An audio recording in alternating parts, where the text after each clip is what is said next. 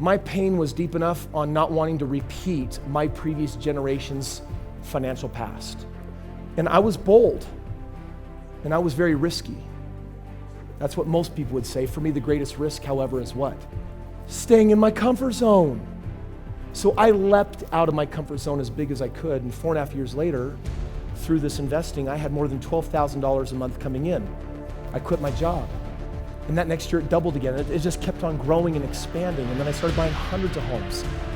But I did it with an idea that helped me along the way that says, if you want something done right, don't do it yourself. In my life, I'm surrounded by people. I'm surrounded by people where we share a common dream, something that we want to create, and together we're far more powerful than we are on our own. When I say I retired 4.5 years later, what ended up happening was I felt led and guided to mentors. I started watching them, learning from them, mimicking them. In fact, if you ever ask me, Kris, what's the secret to getting where I want to go in life? It'll always come down to one word. What is it?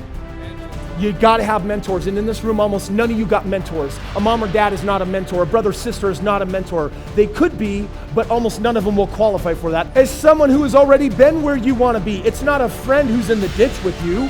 It's somebody that has already been there. And if you don't have those people in your life, don't expect to grow or go very far, because you're gonna accomplish a hard feat. You're gonna tackle something you've never done before. You wanna climb to the top of Everest, what are you gonna need? You're gonna need a guide, a mentor. How would you like it if you met your guide? And by the way, after you spent the money training, a couple years of training, got your body prepped, you got your big coats and this, and you lined up everything that you would need, and then your mentor says, all right, dude, you and I both, this is our first time to this mountain, but I've read great books on Everest. You know, 5% of people die climbing Mount Everest? How many of you would prefer the mentor that has been up and down 100 times? Make that true in your life.